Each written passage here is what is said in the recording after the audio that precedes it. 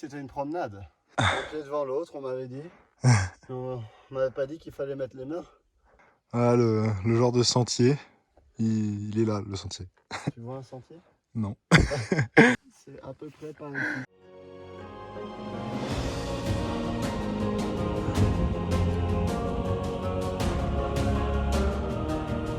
Grâce au bout de canne.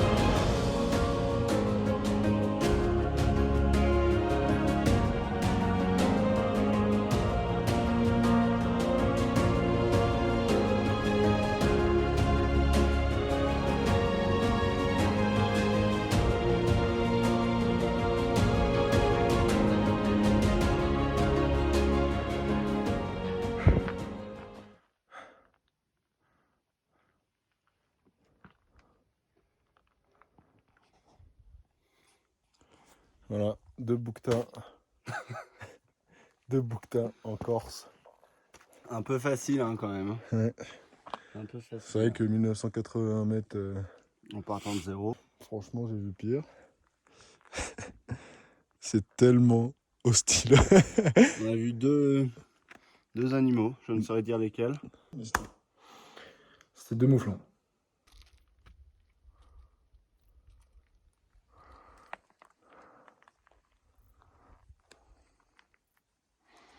Voilà.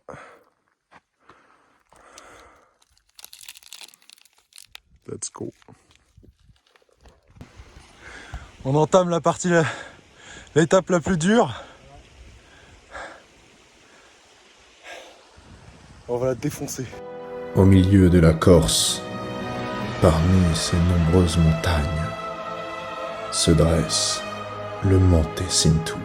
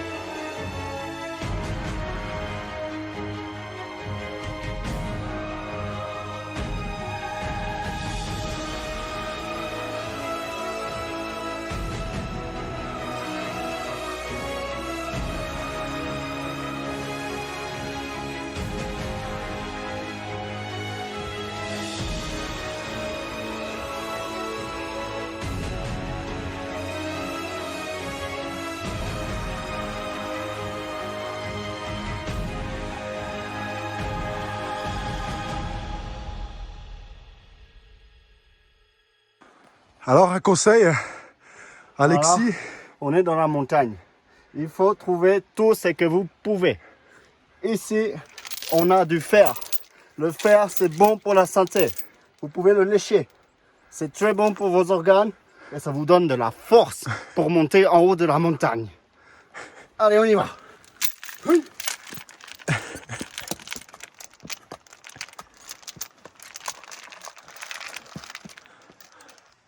Allez, viens.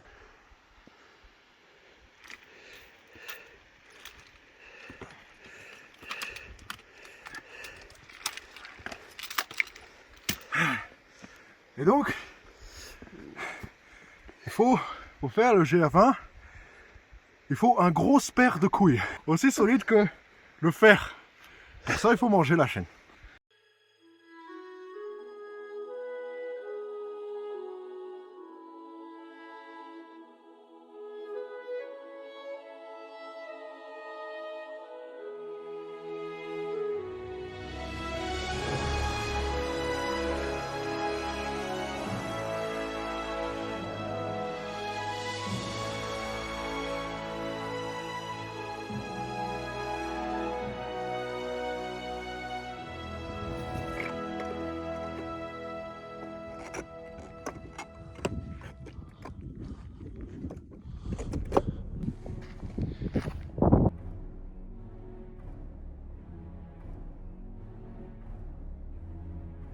Bonjour à tous. Bonjour. Alors, débrief de ce deuxième jour sur le GR20. Donc aujourd'hui, on a fait les étapes 3 et 4. En quelques mots, cailloux, montagne, encore de la montagne, beaucoup de dénivelé, surtout sur cette quatrième étape. Tout à fait. Des ampoules, des compides, des douleurs aux genoux aussi. Ouais. Du moral, le moral est bon. Moraline, Motivex, et puis ça tourne. Bref, on est passé sur un pont suspendu. On a fait une étape. De nuit avec la frontale, c'était pas mal. On a fait une étape en 3h50 au lieu de 6h. Eh oui. Bon score, hein. Mais bon, ce qui nous attendait après, c'était pas de la tarte. Cependant, nous avons mangé du saucisson corse. Et ça, on ne peut que vous le recommander. Le fromage aussi était bon.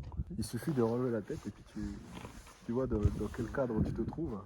Tu comprends pourquoi si tu crapahutes sans arrêt. Un caillou, tu fais que de l'escalade. Ce qui est Tu ingrat, marches plus sur tes mains que sur tes pieds. ce qui est ingrat, c'est qu'aujourd'hui, on a fait pour la quatrième étape 1250 mètres de dénivelé, qu'on a ensuite descendu.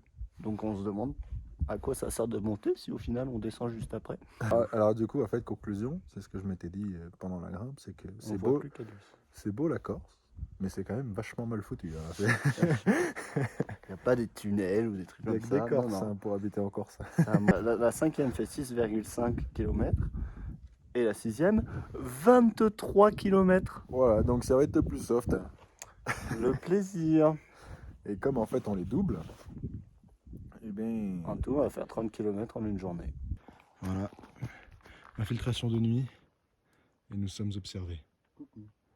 Ils sont mignons, hein, mignonnes. Bon, elle a un peu une tête de je vais te tuer, mais... oui, oui.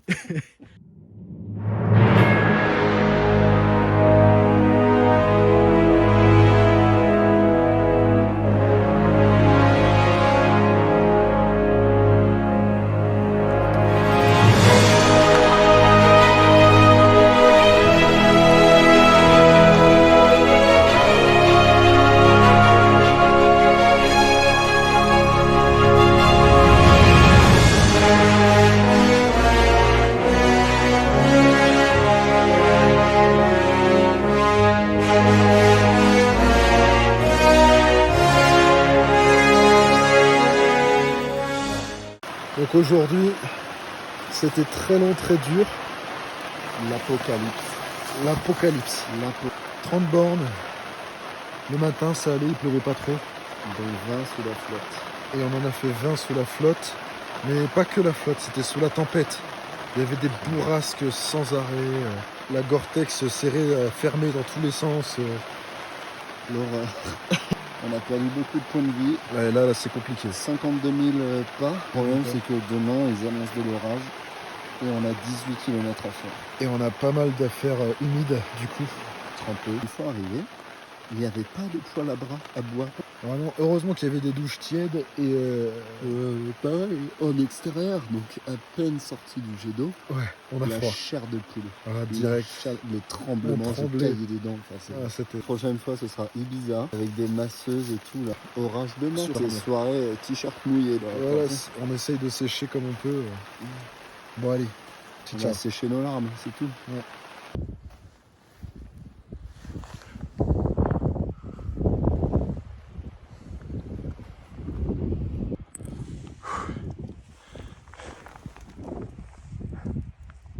Nous sommes aujourd'hui en expédition sur un terrain très caillouteux, comme vous pouvez le voir.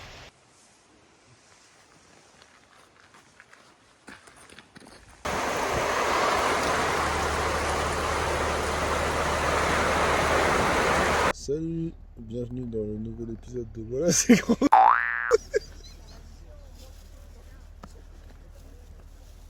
Je vis un enfer. Je vous montre mes pieds. Ils sont blancs. Vous savez pourquoi ils sont tout blancs? Parce que ça fait 48 heures qu'on est humide. Tu sais bien cadrer, toi, franchement. Pardon. Attends, vas-y. Mais en vrai, il n'y a qu'à voir, on est dans la tente et on est dans nos sacs de couchage alors qu'il est 17h48. le résumé de la situation. Jour 4. 5. 4. C'est le jour 4 qu'on a terminé aujourd'hui. Jour 4. Les jours s'enchaînent, on n'a plus aucune notion du temps. Tout est mouillé, au point même que nos serviettes sont mouillées. Et on nous a dit, ouais les gars, prenez des microfibres, ça sèche en 2 secondes. Non, c'est faux. La serviette, soi-disant séchage rapide, a été étendue sur le sac toute la journée. Et elle est encore mouillée ce soir. C'est vraiment Ça pue. un calvaire, d'autant plus qu'on prend pas de douche parce qu'il n'y a pas d'eau chaude quoi. Il n'y a pas d'eau chaude et il n'y a même pas de serviette pour nous sécher parce que les Ouais, serviettes vu sont que les déjà serviettes sont mouillées. Donc c'est... Il nous reste un peu de papier toilette. Et le chiotte pue tellement que Bon, on y va. on n'y va pas. On fait ça entre 2 bouts de bois. Bon, ce matin, c'était quand même une belle épreuve. On s'est levé, il était 4 heures. Ah, on a eu du tonnerre aussi. Bah oui, sinon c'est pas marrant. Le truc, ça commence à péter à 2 heures du mat. On se réveille un petit peu. Je fais tiens, ça toque à la porte. Victor, il fait oh, j'ai entendu un bruit.